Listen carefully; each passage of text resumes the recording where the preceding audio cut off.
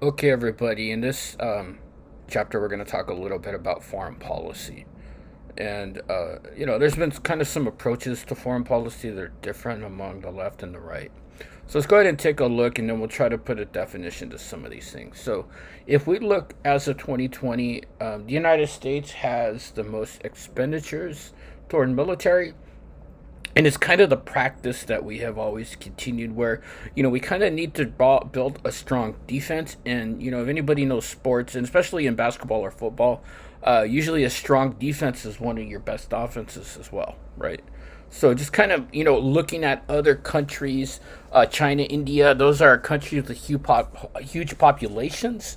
So those numbers may be skewed a little bit, but we definitely spend a lot more for military here in the United States. And I think if we can even break the number down a little bit more, we could see if it's going toward salaries or hardware. And I'm always, of the mindset and for increasing payments to our service members, paying them more, and maybe and cutting in some different stuff that maybe wasteful that we see.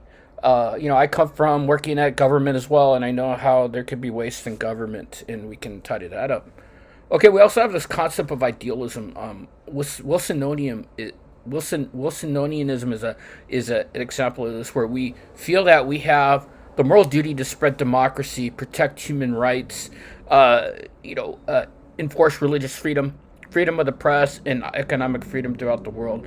And when we look at things like ideological stances on issues, there is a ideological stance called neoconservatism, which kind of ties into that feeling that we need to spread democratic values throughout the world. And that's based off of kind of how you feel personally about what we should do.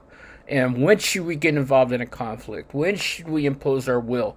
And I think one of the things that the chapter really addresses here is that we need to look after human rights. And if human rights are being violated, it might be our moral duty to get involved, whether it was in Bosnia in the 90s, Somalia in the 90s, and maybe things like in Afghanistan in the 2000s. It might be our moral obligation to step in and protect those who can't protect themselves. But then it's always a matter of perspective and a matter of how you feel through your own ideology. Another approach to foreign relations in the U.S. is realism, and this is the theory that countries should act abroad only to protect a national interest, whether it's economically related or security related. And this elite struggle for power is all universal in international politics as a struggle among global elites, whether it's the United States and China, the United States and India, the United States and Iran, the United States and Russia. So there's always going to be kind of these countervailing approaches toward foreign relations in maybe some type of theory on when to get involved. Now, if we look at this kind of from a branch of government standpoint, the executive branch's role in foreign policy is to interact in diplomacy with other countries. Remember, the president has the power to negotiate and sign treaties, which the Senate has to ratify or confirm. The president can also issue executive orders, which we've talked in the past, which direct executive officers or bureaucrats to enforce a certain type of law. Right? So, the president can give a directive to the Department of Defense, the Department of State, to act out a certain law, and it has the same weight as a law that is passed by Congress. If we look at the legislative branch's role in foreign affairs, their duties are to regulate commerce with foreign nations, in some instances, declare war, support an army and a navy and a military here in the United States, and also kind of make rules for the government and regulations of the land and naval forces. And as we know, at times that could even involve things like rule of engagement in military practices. But if we look at the Constitution and its effect on foreign affairs, the Constitution also makes two of the president's foreign affair powers making treaties and appointing diplomats, and it's also dependent on Senate approval. So we could see the two branches kind of interacting, and as we know, these are part of our system of checks and balances that we talked about earlier in its term. So some of the examples of clashing, remember in the 2000s, Obama wanted to close Guantanamo Bay. Many insurgents are detained at Guantanamo Bay. Obama had sought to have the prison closed, and at that time, it cost about $445 million a year to operate Guantanamo Bay, where we have people that are considered to be enemy combatants and are held there without due process of law. And remember, in the case of Hamdi versus Rumsfeld, the Supreme Court found that if a person is not a U.S. citizen and is considered a enemy combatant, then they could be held indefinitely without due process rights. So obviously, it costs a lot of money to operate Guantanamo Bay, and in fact, they have already moved out a lot of prisoners out of there, and I think the numbers are something less than 100 insurgents are still at Guantanamo Bay. But we could see examples of, where Obama tried to institute a policy and Congress wasn't too keen on it. Republicans in Congress, as well as those in the Democratic Party, criticized the transfer of prisoners or insurgents out, accusing Obama of trying to fulfill his campaign promise at the risk of detainees reverting back to terrorism. So you can see this kind of in play here, where there's a couple of different things going on.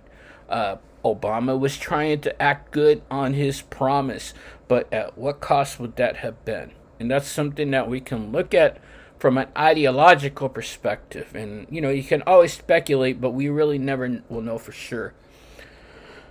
There's also some approaches to foreign relations in the United States. One of it is unilateralism, and this is kind of a George W. Bush type issue, or George W. Bush type of philosophy, where we have a situation where the more powerful states, and when we use the word state here, we're talking about countries, usually don't act with what multilateral norms are and adopt a more self-centered foreign policy, or even a more kind of a isolationist type policy. In post 9/11, the U.S. unilateralism was that Europeans did not consider terrorists as much of a threat to them as we did to us. The U.S. still saw it as a threat, and that kind of led to something called the Bush Doctrine, where we had an anti-ballistic missiles treaty, where it was originally a arms control treaty between the U.S. and the Soviet Union on the limitations of ABMs, or anti-ballistic missiles, and it kind of evolved into what the United States could do as well, as far as maybe acting out without UN approval or outside of the scope of what the UN wanted. And after the fall of the Soviet Union, the U.S. continued this with 4 countries, which are Belarus, Kazakhstan, the Russian Federation, which is called Russia, and Ukraine, which is certainly in the news. The supporters of this policy believed it was a necessity in order to test and build a limited national missile defense to protect the U.S. from nuclear blackmail by a rogue state. Another thing was opposition felt that the U.S. would be seen as a bully. Another thing that they did was they withdrew from the Kyoto Protocol. The Kyoto Protocol is an agreement among states where states kind of wanted to reduce greenhouse gas emissions based on the scientific consensus that global warming or climate change was happening, and that human-made carbon dioxide emissions are driving it. The United States did not want to participate in it. Bush had actually said, the administration takes this issue of global climate change very seriously, but I oppose the Kyoto Protocol because it exempts 80% of the world, including major population centers such as China and India, from compliance, and would cause serious harm to the U.S. economy. So this is an example of the United States staying kind of on its own out of a multi-country agreement that a lot of foreign actors had on this. Also, after 9/11, the U.S. felt that we had a right to secure itself against countries that harbor or gave aid to terrorist groups, which resulted in the invasion of Afghanistan. The Bush Doctrine became closely associated with the Bush administration's decision to invade Iraq, looking for weapons of mass destruction, even though there were no weapons of mass destruction found in Iraq. And the belief was either they did not exist at all or they were moved into Pakistan. So, again, looking at the United States trying to stay kind of in an isolationist view of foreign policy and staying out of it. Now, we also kind of see unilateralism under Trump.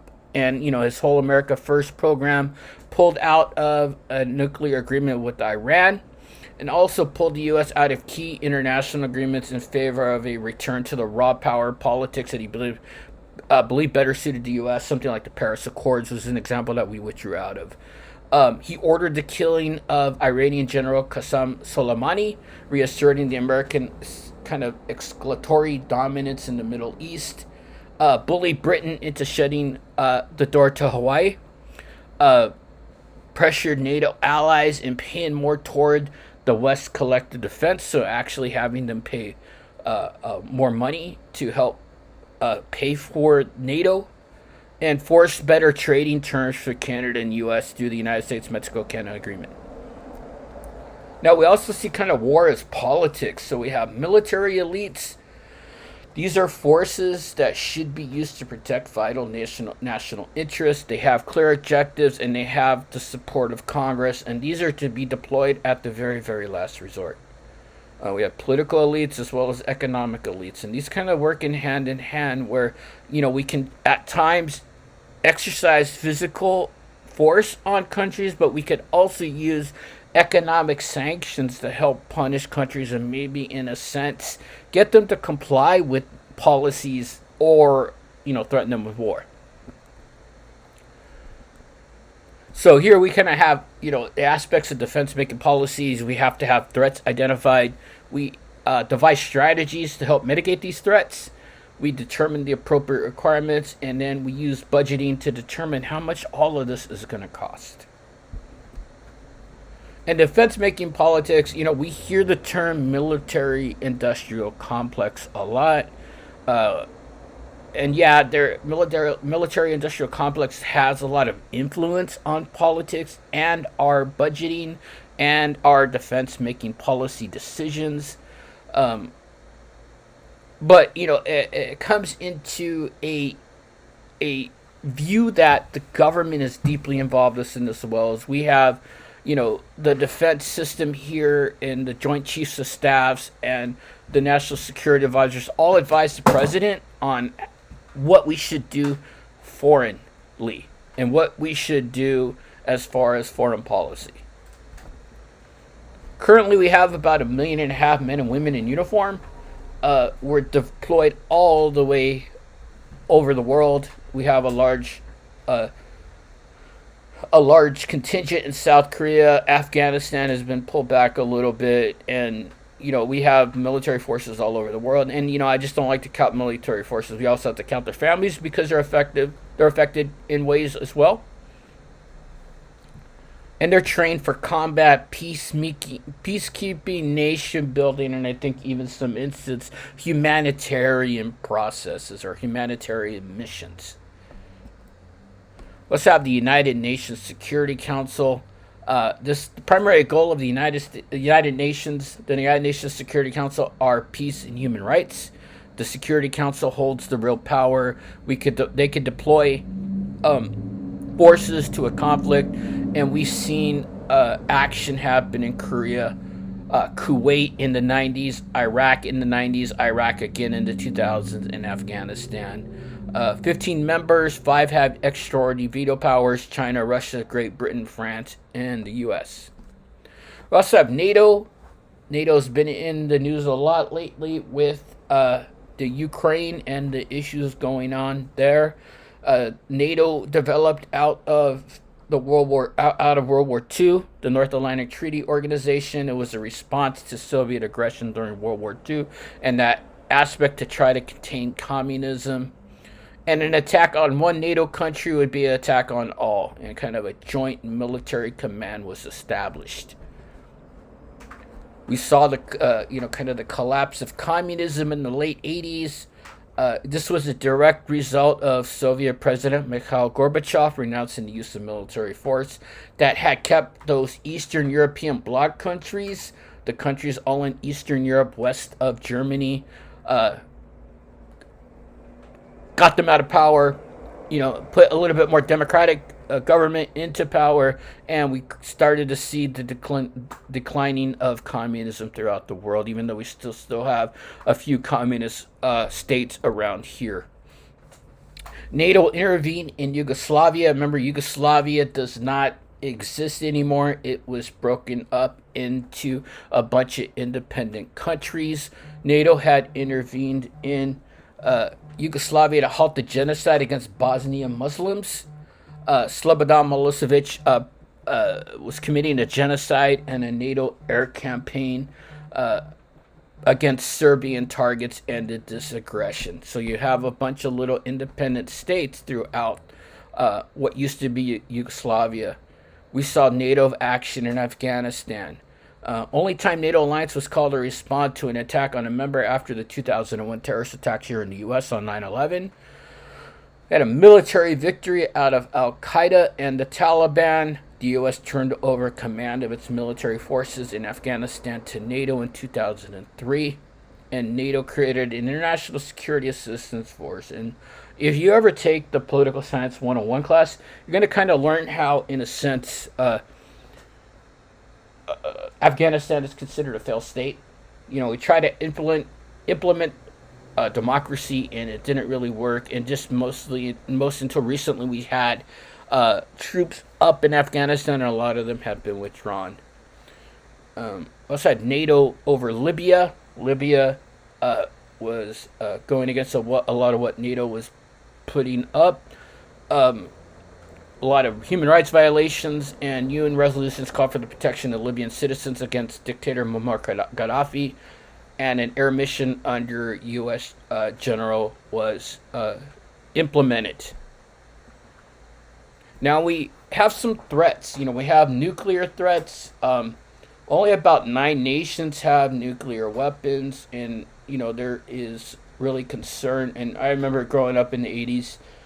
When I was a little boy, and there was always kind of the being scared of the Soviet Union and kind of the specter of the Soviet Union out there and them having nuclear weapons.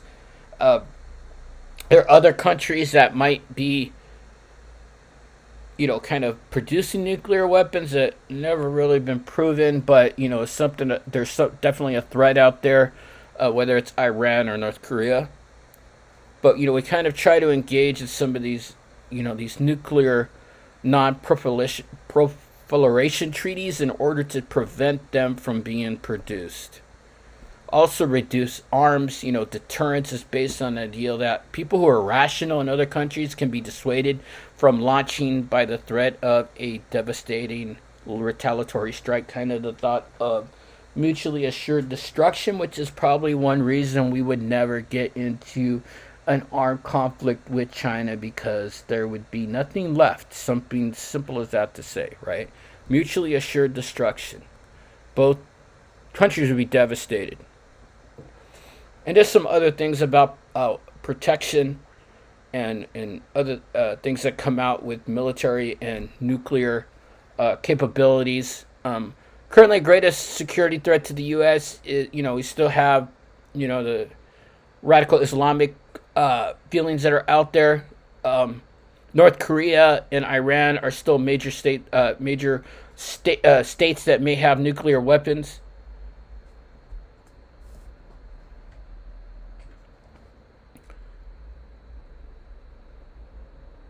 And it's kind of the thought that we have a grasp on what countries are producing nuclear weapons and what we need to do in order to maybe calm it and not let the fear that we had in the 80s come back.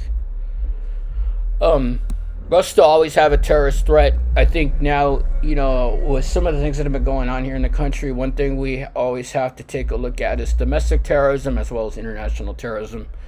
9/11 showed that we had a lot of unified feelings during that time, but I think a lot of that has gone away. And we've seen trust in government and support in government diminish over time. Whether we're left, whether we're right, we all have different feelings of the world and how the world should be looked at. And it could be a very divisive issue when we talk about things like foreign policy and domestic policy.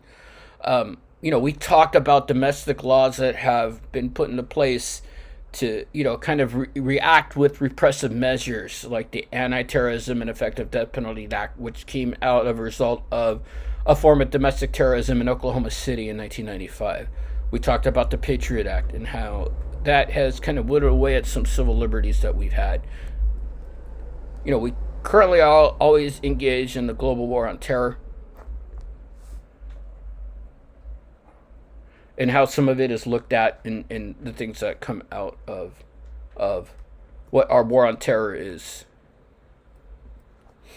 We have Operation Enduring Freedom, which was as a result of Al Qaeda's attack on the U.S. here in September 11, 2001. And bin Laden was eventually killed in Pakistan in 2011. So, we still have an ongoing terrorist threat. And like I said, both domestically as well as foreign threats.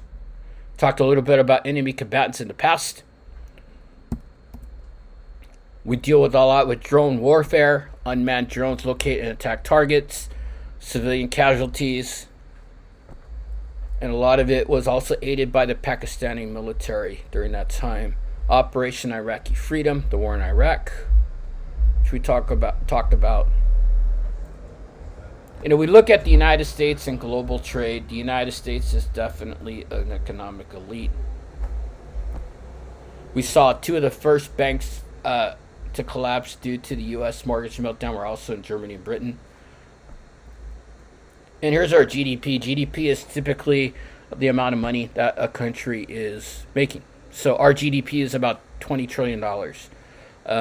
Our national debt is about $23 trillion. So we do what's called deficit spending. So we're spending more than what the money we're taking in. Okay, so this is what we got. Just a little bit more going forward. You're not going to need to know any of this too much, but just keep an eye about GATT and the World Bank and all stuff like that. And this is something that will be looked at more in Political Science 101 if you take that class. Okay, that's all I got. Thank you.